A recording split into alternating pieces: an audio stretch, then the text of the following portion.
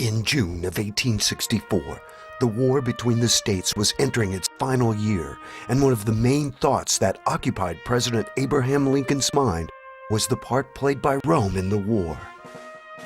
Lincoln said repeatedly, "This war would never have been possible without the sinister influence of the Jesuits. We owe it to popery that we now see our land reddened with the blood of her noblest sons." This seems to be a strange statement by President Lincoln, considering what is taught today about the war between the states. Nothing is ever mentioned of a religious element in the war, or that the Pope and the Jesuit order were intimately involved. But Lincoln was not the only voice raised in opposition to the Pope's meddling in the affairs of this country at that time. Samuel Morse, the inventor of Morse code, traveled to Europe and Rome in 1830 to do his own investigation into the conspiracies hatched against America. After returning home to the United States, Morse wrote 2 books warning Americans of the threat from Rome. Morse would continue sounding the alarm throughout the 1800s and went to discuss the situation with Lincoln after his inauguration. Samuel Morse, of course, is the inventor of Morse code that was used for many, many years. And Samuel Morse wrote a book called Foreign Conspiracies Against the Liberties of the United States. It was published in 1835.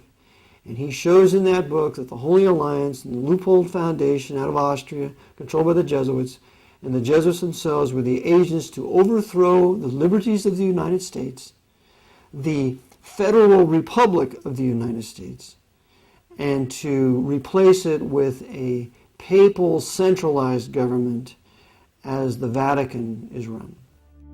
But today, one looks around us to see U.S. presidents and congressmen and women groveling before the Pope. Lincoln's words would seem ironic. Consider this also. In April 2008, the President of the United States, George W. Bush, rushed out to meet the Pope at his plane. Does this not seem to be odd behavior? For the first time in history, a U.S. president went out to meet a religious leader, or for that matter, any leader, upon his entry into the U.S. No president in the entire history of the United States has ever greeted a foreign diplomat like that, ever. They wait until they're brought into Washington or something. They don't go out on the tarmac. This is a first. What makes this even more egregious is that the current Pope is a former head of the Office of Inquisition and a former member of the Nazi Party in his youth. You know, the Cardinal Ratzinger was the Grand Inquisitor of the Vatican before he became Pope Benedict. You're aware of that. I assume other people are not aware of that. For a Jew, the Inquisition has such awful, awful memories, and we are inviting the head of the Inquisition to the Jewish state. I gave a lecture yesterday, and these are the points that I brought up. You don't invite the Grand Inquisitor to Israel. It's that simple. How did we go from a nation on the alert against the Pope and the Jesuits' desire to bring America down to one of accepting them as friends? Simply put, we have sold out. It has not gone unnoticed that several Protestant presidents have attended Mass and taken communion at Catholic churches. Since one cannot take communion at a Roman Catholic service if one is not Catholic, several presidents have misled their supporters into thinking they are Protestant when they are not. Furthermore, those in power are often Roman Catholics outright, so it is expected that they will obey orders from the Pope. From U.S. presidents to kings and queens to religious leaders throughout the world, those in power meet the Pope and bow down to him. Even when President Obama went to the Vatican in July 2009 to discuss the world economic situation, he too bowed to the Pope. Upon leaving, President Obama said, "We look forward to a very strong relationship between our 2 countries." It is important to remember these words of President Obama and what they mean. The Pope is not just a spiritual ruler, he is a territorial ruler. The name of his country since 1929 is Vatican City. The Pope is a monarch. He actually, according to various books, the Pope is the monarch of the world. Not just a religious leader, he is actually a political leader. The Vatican is actually a small area over in Rome whereby the Pope is the ruler of that small area. The actual name Vatican I found very interesting. It actually means worship of the divine serpent. So we find that the very basis of the Vatican, the very word itself, means the worship of serpents. But from Rome's perspective, the Pope rules over more than Vatican City. He rules over the earth, both spiritually and materially, or temporally. According to the Roman Catholic teaching, the Pope can keep you out of heaven, and he has absolute authority over you on earth. And when I speak of the Pope, I speak of the papacy, that the papacy claims its two powers.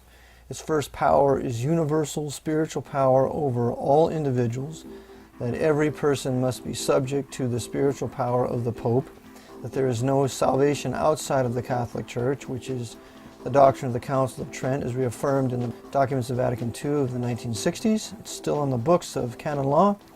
And the other power of the Pope, which is the second key, as you see the two keys in the Pope's flag with the Triple Crown, Lord of Heaven, Lord of Earth, Lord of Hell, and the two keys, spiritual power. The second key is the temporal power.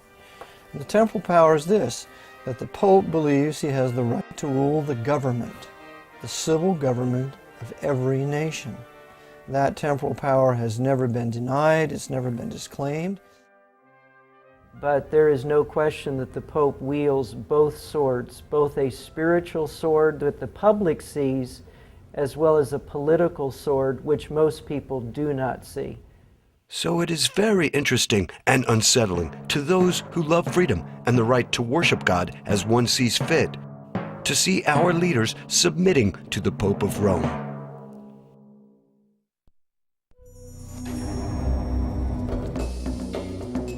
Now let us revisit Lincoln's words. We have discussed the popes and the papacy, but what about the other group Lincoln mentioned? He spoke of the sinister influence of the Jesuits. Who are the Jesuits? Jesuits are a group of people that were raised up right around 1535, 1540. Their leader was Ignatius Loyola. They basically had two purposes. One purpose was to destroy the Protestant Reformation. Because as you remember, Martin Luther had appeared at the Diet of Worms in 1521, stood before Charles V and the Holy Roman Empire. And so the Catholic Church sought to stop the Protestant Reformation that Luther began, and they couldn't do it. And so about 20 years after Luther stood at the Diet of Worms, the Jesuit order was created. And one of their purposes was to destroy every vestige of the Protestant Reformation, both in the religious realm, in the political realm, and in the economic realm, because the Protestant Reformation not only affected the religious arena, it also affected the political and the economic arenas as well. That was one goal of the Jesuit order. The other aspect was to restore the supremacy and dominance of the Pope throughout the world.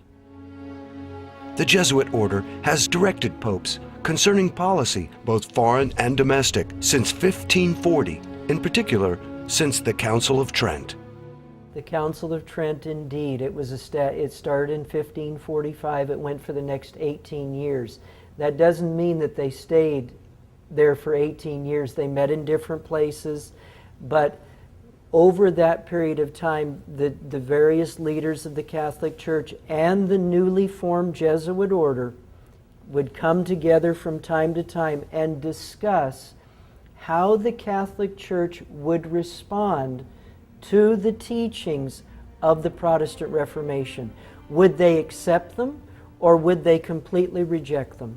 So the doctrines that were being championed at the Reformations, the doctrines of grace, justification by grace through faith, justification by faith alone, sola scriptura, only the scriptures, by grace alone, through faith alone, etc., etc. No baptismal regeneration, that there is only salvation in Christ, that we do not participate in our salvation. It's not a joint effort of man and God, etc., etc., etc. All the doctrines championed by the Reformers were absolutely accursed and condemned and reprobated by the Council of Trent that the Jesuits really oversaw from 1545 to 1563. It was an 18-year council in the town of Trent, Italy, and that is the foundation of what we call the Counter-Reformation.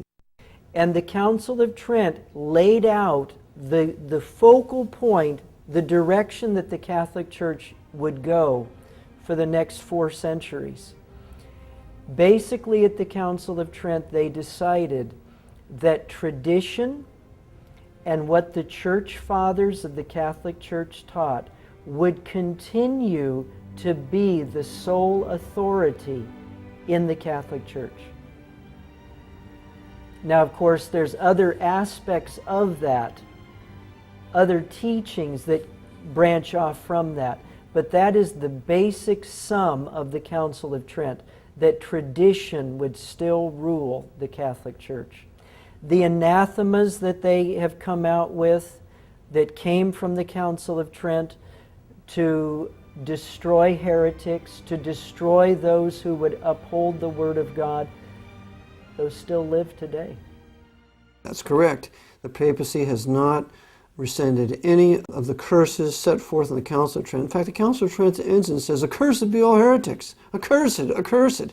Every pope has to swear to uphold the Council of Trent. And if you read the documents of Vatican II, put together by Abbot, it shows you right there that every pope must swear to uphold the Council of Trent, even though in the 60s, when they were calling heretics separated brethren, with that delusion and illusion, they still did uphold the Council of Trent, as well as all the former papal bulls condemning heretics and calling for kings to kill them out of their dominions, like the doctrines of Pius IV. The head of the Jesuits is the Superior General of the Order. He is called the Black Pope. The head of the Jesuit order is the Black Pope. The man who is currently there, he was just recently elected, Nicholas Adolphus. The Black Pope is the head of the Jesuit order. He is called the Black Pope not because he is of African origin, but because he is in the dark.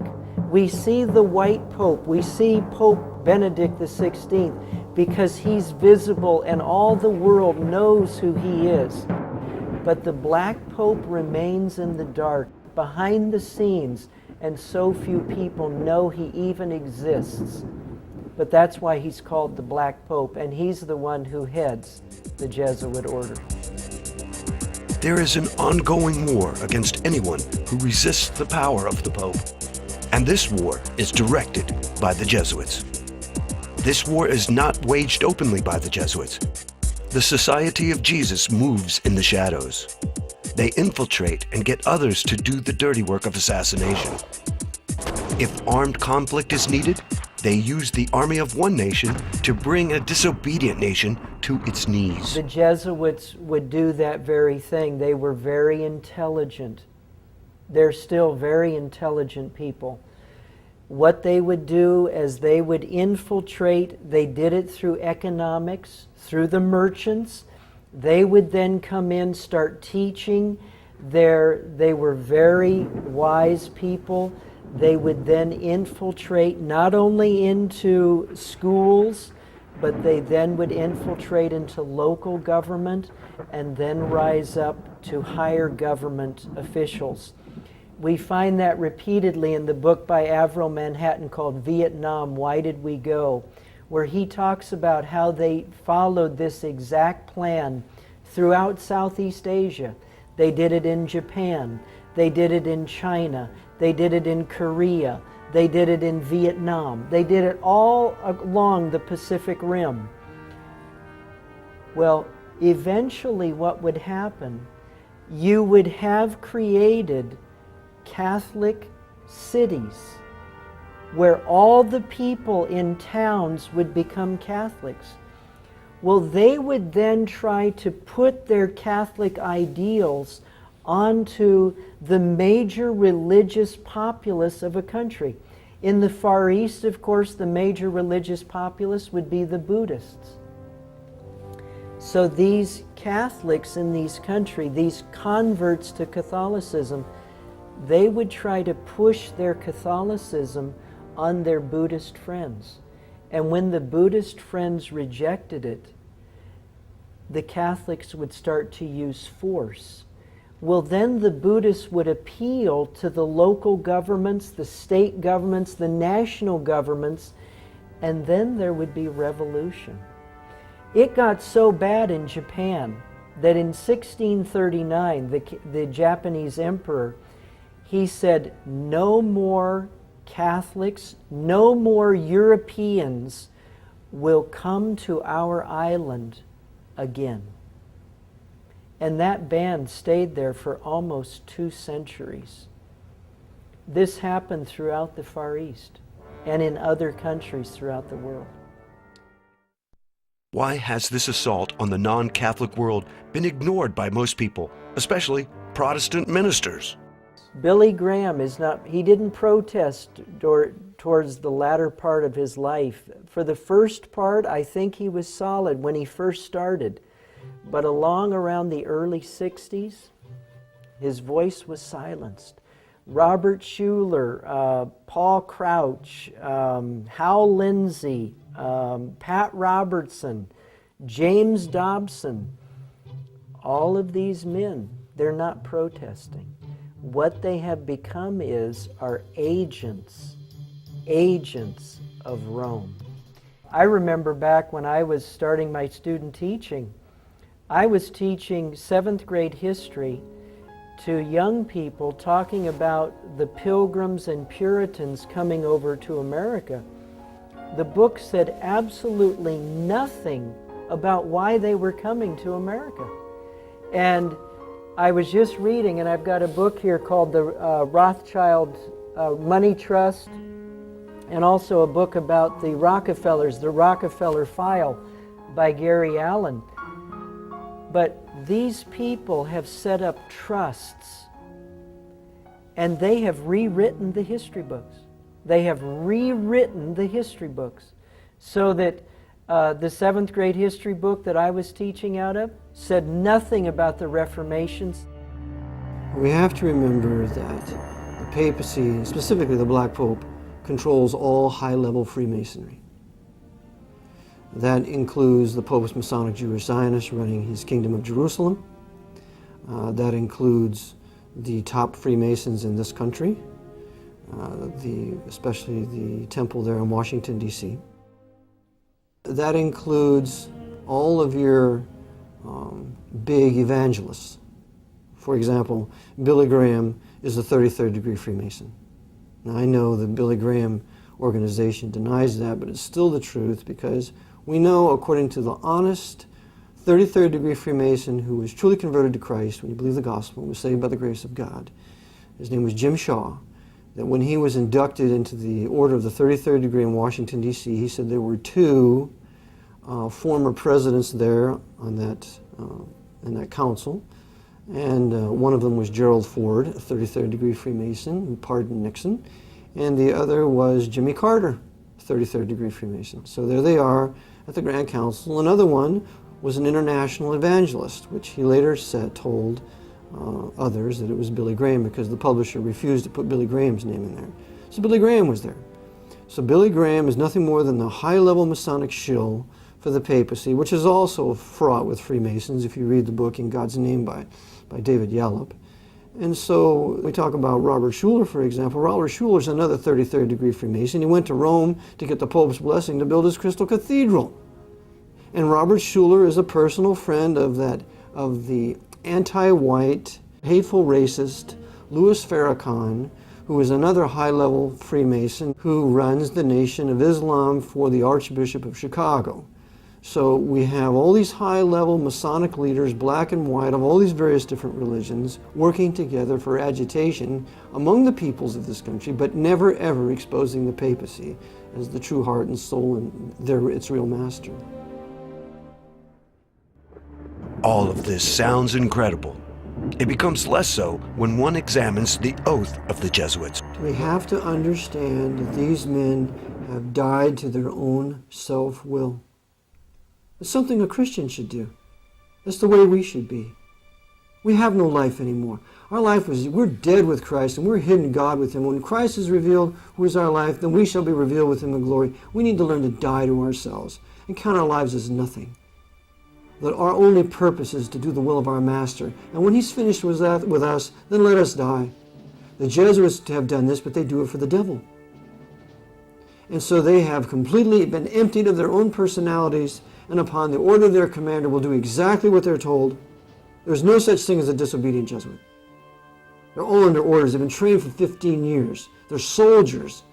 They're more of a Marine Corps than the Marines. The Marines were fashioned after the Jesuit order. You break the man down in boot camp, you rob him of his personality, you shave his head, you put all the same clothes on him, they're all treated the same, they're treated like dirt, we're going to rob you of your will so that we can mold you into what we want you. That's all Jesuit. So, this is how they think. And given the order, they will kill you, me, themselves, their mother, anything they're ordered to do, that is what they will do. We're going to bring down 9/11 today, gentlemen. Okay, give me the order, what we do, what button we push, do I need to be inside, outside, what is it? And that's what they'll do. We need to bring down the Pentagon today. We need to blow up the Arizona in Pearl Harbor in 1941. Okay, I'll be there. What's my orders? They're all under orders. And this is why you can have no country with a Jesuit presence in it. They have to be expelled. And all their agents that they work through must be expelled. And this is exactly what Tsar Alexander I did in 1820. He kicked out all the Jesuits out of Russia. In 1822, he shut down all the Masonic lodges.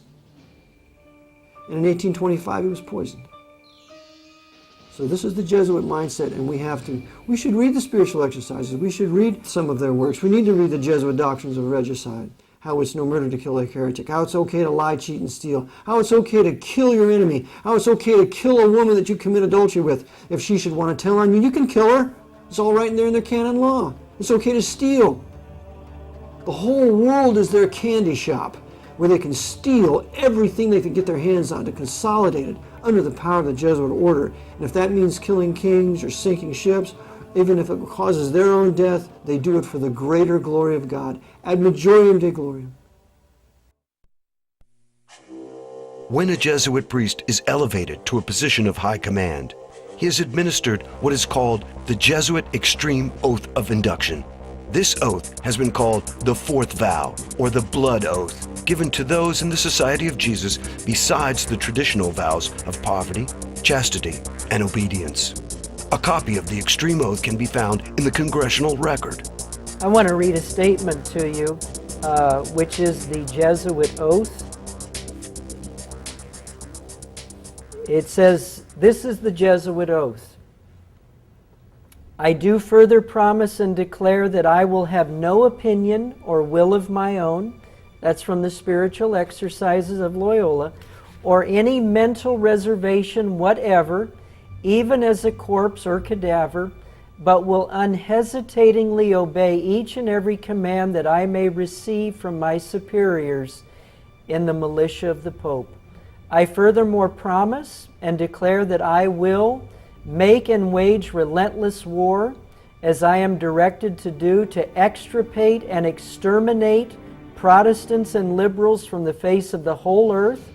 I will neither spare age, sex, or condition.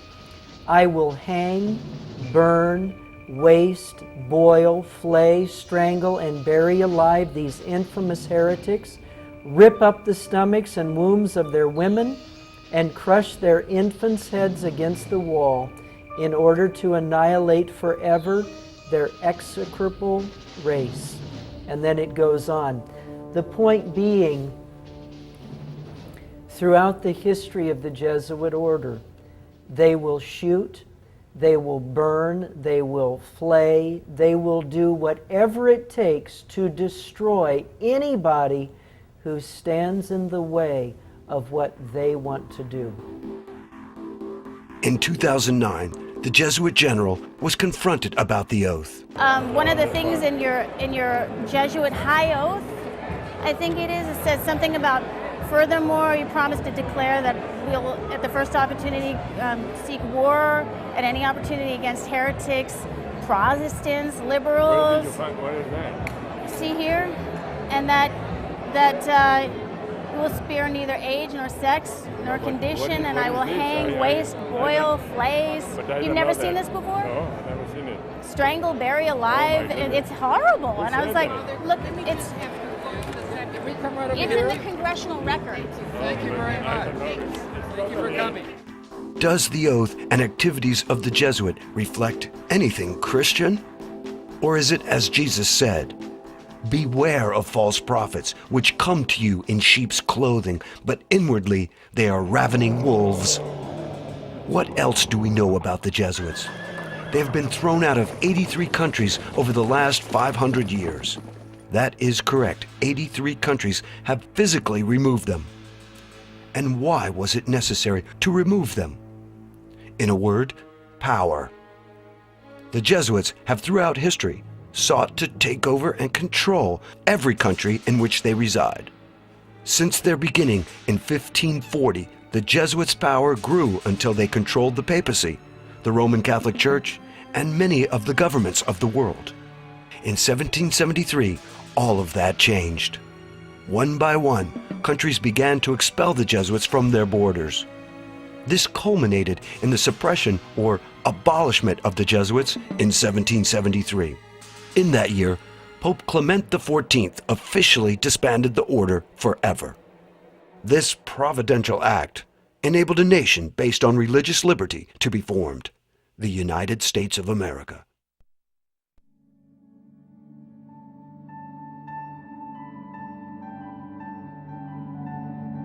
At the same time in history as the Jesuits were suppressed, the American Revolution occurred. Many believe this was no accident, but an act of God. I see the suppression of the Jesuits as providential because without the suppression of the Jesuit order, there is no successful American Revolution, period. We have to understand that the Protestants and the Baptists of Europe had been persecuted in excess of 200 years, crying out to the Lord for some place to live where they could worship Him and seek His face and be obedient to His word. That nothing else was more important to them than that.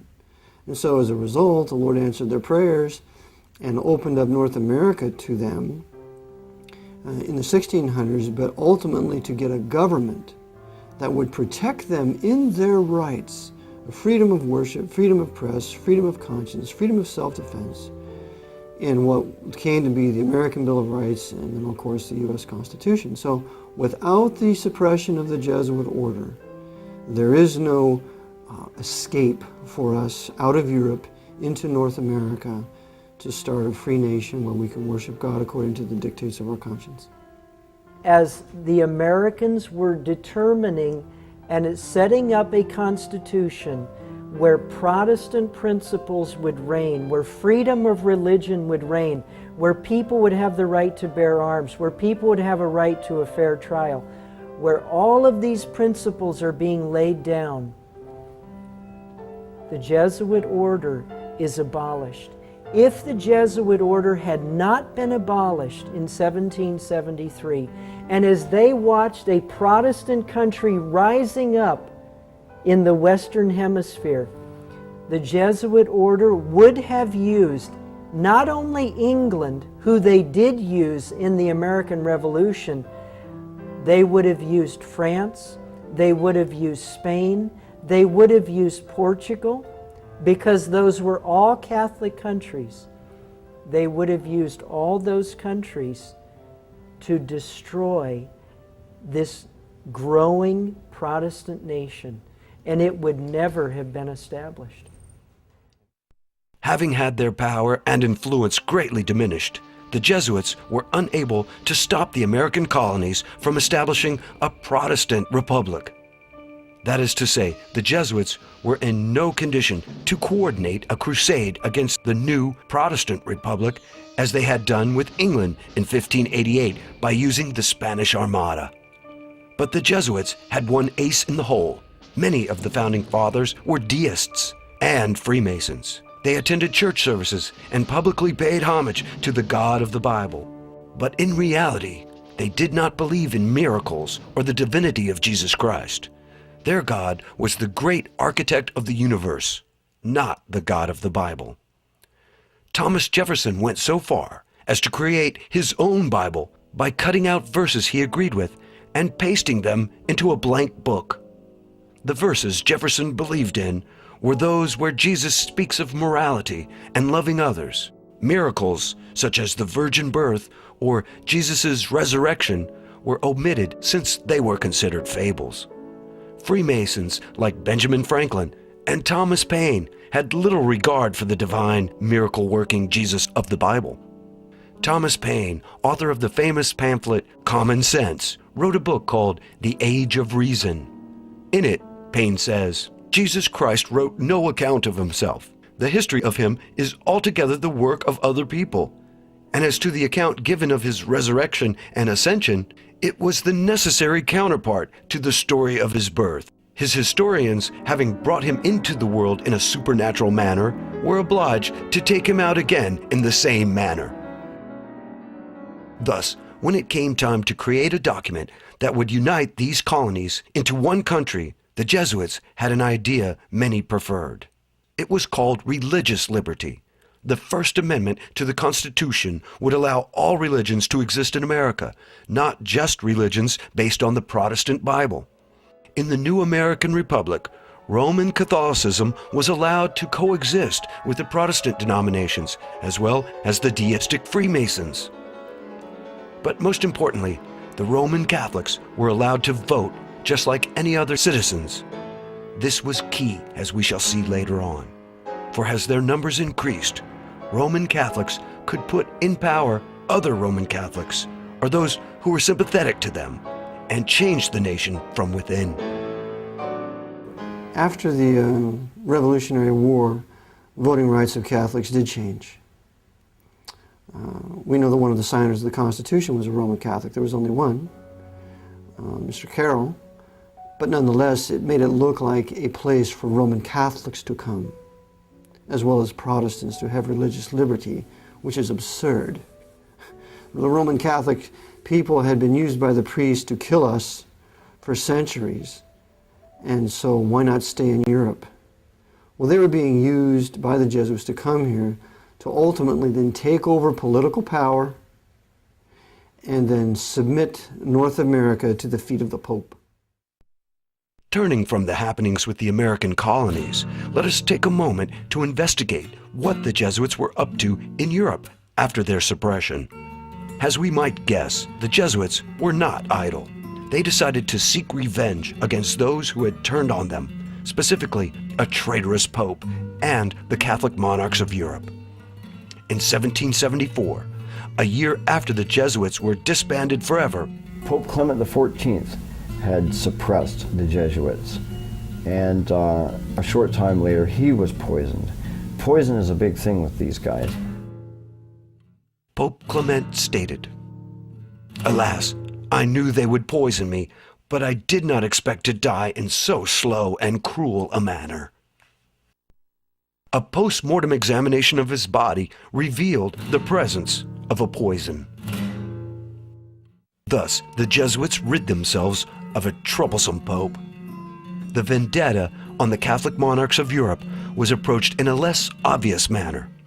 Cleverly, the Jesuits determined not to act in their own name, but decided to work through front groups and to have them take the blame for their revenge. In this way, the Jesuits would continue to appear to be disbanded and innocent of any involvement in the matter. The first front group the Jesuits used was called the Illuminati.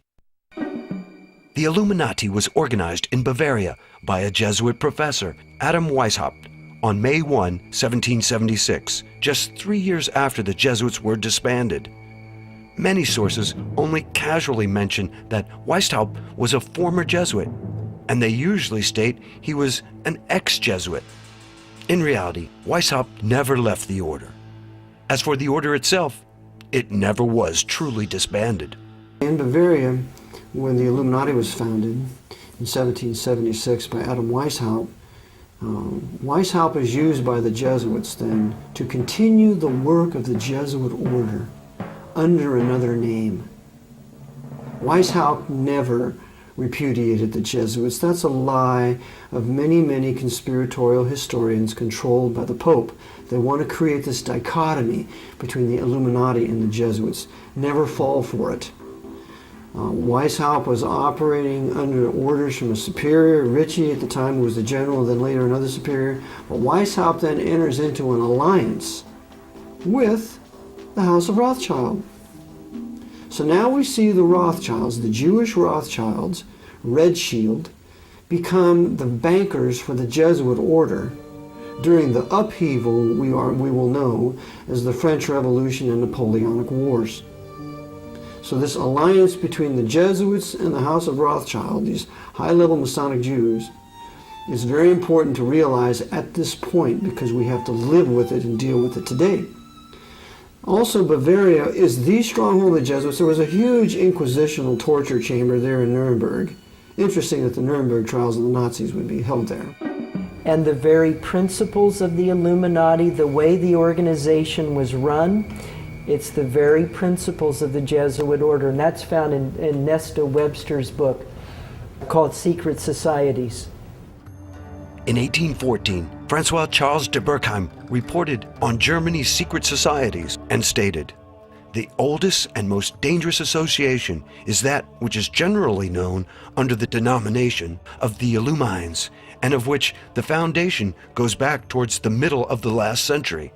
Bavaria was its cradle. It is said that it had for founders several chiefs of the order of the Jesuits." Through the Illuminati, the Jesuits sought to take over various powerful secret societies, especially the higher degrees of Freemasonry. If you study all of the different organizations in the world, whether it be the Knights of Malta, the Bilderbergers, the Club of Rome, the Council on Foreign Relations, as you study all these different groups, and the Knights of Malta would be included in that, you find that they are like a buffer behind which the Jesuit order operates. In his book, Proofs of a Conspiracy, John T. Robison wrote concerning the Masonic lodges. At this time, 1798, the Jesuits interfered considerably, insinuating themselves into the lodges. Robison went on to say, "This society is well known to have put on every shape and to have made use of every mean that could promote the power and influence of the order. And we know that at this time they were by no means without hopes of re-establishing the dominion of the Church of Rome in England." And with the Illuminati and the higher orders of Freemasonry, the Jesuits fomented the destruction of the very monarchs who had opposed them, beginning with the French Revolution and later with Napoleon Bonaparte. Well, the French Revolution was launched and waged by the Jesuits using Grand Orient Freemasonry and Scottish Rite Freemasonry in England for the purpose of punishing the Roman Catholic monarchs of Europe, taking back the Vatican Empire from the Pope, tearing away the colonies from England, Protestant England. They were doing several things at one time. Remember, the Jesuits are the great Hegelians. They can think along 10, 20, 50 different lines at the same time and coordinate them all together. So to understand what we do, we have to think dialectically. We can never think linearly. So the purpose of the French Revolution, first and foremost, was to punish the Roman Catholic monarchs of Europe. And that they did. What happened? Why, they beheaded Louis XVI, the grandson of Louis XV. We're going to teach you Bourbons of France who you mess with when you suppress the Jesuits. And then we're going to behead his wife, Marie Antoinette. And she was the daughter of Maria Theresa. She was a Habsburg. So we're going to punish you Habsburgs. You suppress us, we're going to cut off the head of Marie Antoinette using our Jacobins. And then you Braganzas of Portugal, we're going to drive you into exile using Napoleon. They did. They had to go into South America. And you Bourbons of Spain, we're going to drive you into exile too. We're going to have Napoleon set up a little banana republic up here in Spain. And then you Knights of Malta, how dare you kick us off your island of Malta in 1768? We're going to teach you a lesson. So they took Napoleon down here with his huge fleet, took all the treasures of the Knights of Malta and took all their weapons so that they could use that in the invasion of Egypt, at which time the Jesuits used Napoleon to kill all the Mamelukes, the bodyguard of the Caliph of Egypt. So now they're waging war against Islam like they are today. When Napoleon's usefulness came to an end, the Jesuits had him betray his soldiers in a war with Russia. Like many of the founding fathers of America, the French soldiers were very nationalistic, and they would be a problem in the future plans of the Jesuits. After his defeat in Russia, Napoleon was forced to abdicate. Working in the shadows, the Jesuits made sure he was kept in reserve should he be needed. So Napoleon was sent to the island of Elba and given an annual pension of 2 million francs. Then, on August 7th, 1814, the unthinkable occurred. Pope Pius VII restored the Jesuit order.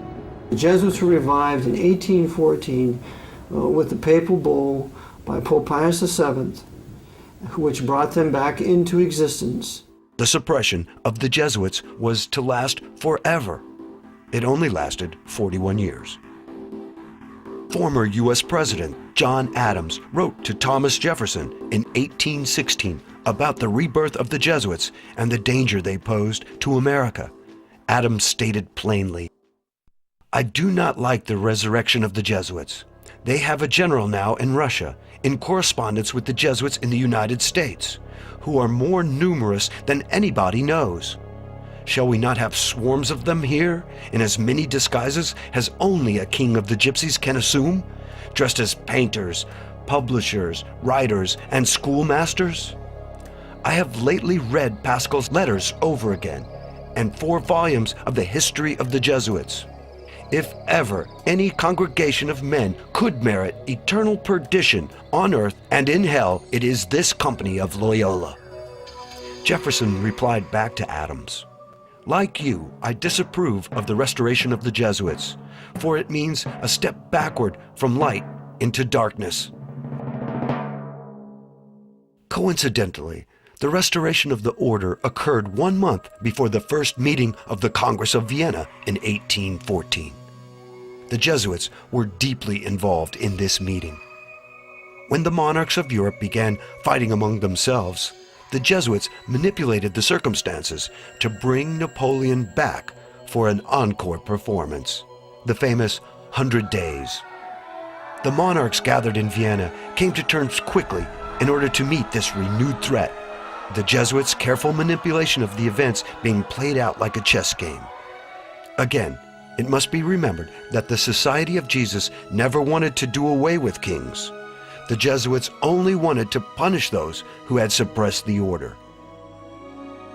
In March of 1815, 9 days after the Congress of Vienna ended, Napoleon led his patriotic monarchy-hating men to defeat by attacking the wrong spot of the British lines at Waterloo. The Battle of Waterloo was deliberately lost by Napoleon, as explicated by our great Southern General Thomas Jonathan Stonewall Jackson when he reviewed the battlefield. And you can find this in Dabney's great work, his biography that he wrote on Stonewall Jackson called The Life and Times of Stonewall Jackson. And when Jackson went there, he said, Napoleon attacked from the wrong position. He should have attacked over here.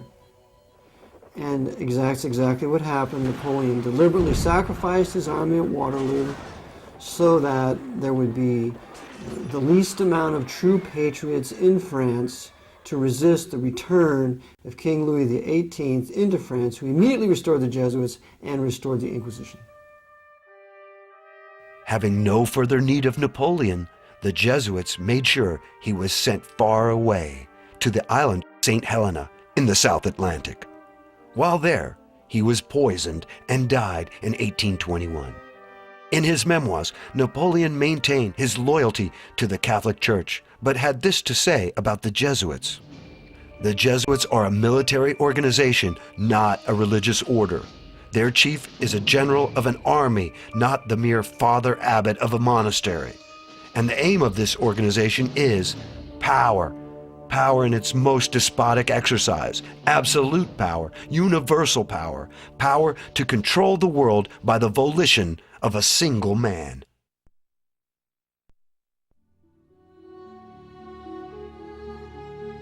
We have stated that the Jesuits were deeply involved in the Congress of Vienna. Ostensibly, this meeting of the monarchs of Europe under the direction of the Jesuits was for the purpose of reorganizing Europe, restoring the balance of power, and discussing the creation of a federation of Europe. According to author Burke McCarty, the Congress of Vienna and several other secret meetings were in reality black conspiracy against popular governments. After the Constitution is signed, Protestant principles are put in place in the United States. You go into the early 1800s, the Napoleonic Wars are being fought in Europe, in Russia, but finally the Napoleonic Wars have stopped. All of the monarchs of Europe convene in Vienna, Austria. The man who headed it was Clemens von Metternich of Austria. Russia was there, England was there, France was there. They all came there to Vienna to decide on a big problem in the world. There were governments of the people, by the people, and for the people that were being established. And these monarchs of Europe and the Pope himself, Pope Pius VII, and the newly formed, re-established Jesuit order in 1814, they all came together and they said, if we don't destroy these free popular governments, eventually the principles of those governments will destroy us. So at the Congress of Vienna, it was voted that they would pursue the destruction of any free governments in this world. And in 1814, the one government that was the thorn in their side was the United States of America. 8 years after the Congress of Vienna, the same parties met in Verona, Italy, for a second meeting to discuss the United States of America and the threat of popular governments. For posterity's sake, on April 25, 1916, Senator Robert L. Owen of the United States Congress entered into the congressional record the secret Treaty of Verona that was signed by the monarchs of Europe. These kings of Europe, under the control of the Pope, called themselves the Holy Alliance. The first article stated, "The high contracting powers engage mutually in the most solemn manner to use all their efforts to put an end to this system of representative governments." The third article gave special thanks to the Pope for what he has already done for them and solicit his constant cooperation in their views of submitting the nations. Now, the Treaty of Verona was an agreement between the Catholic monarchies of Europe and the Vatican to destroy the concept of representative government worldwide. Samuel B. Morse shows conclusively that Metternich and the Jesuit order and Pope Pius VII, they all agreed that the way that they would destroy the United States would be by sending as many Catholic immigrants to the American shores as they possibly could. So thousands and thousands of Catholics were sent to the United States. Thousands and thousands of Catholic priests and many Jesuit coadjutors were sent to America to take over and destroy this government. The treaty was signed on November 22, 1822, in Verona, Italy, by Metternich of Austria, Chateaubriand for France, Bernstedt for Prussia, and Nesselrode for Russia. After reading the secret treaty, Senator Owens pointed out that the threat under the secret Treaty of Verona to suppress popular governments in the American republics is the basis of the Monroe Doctrine.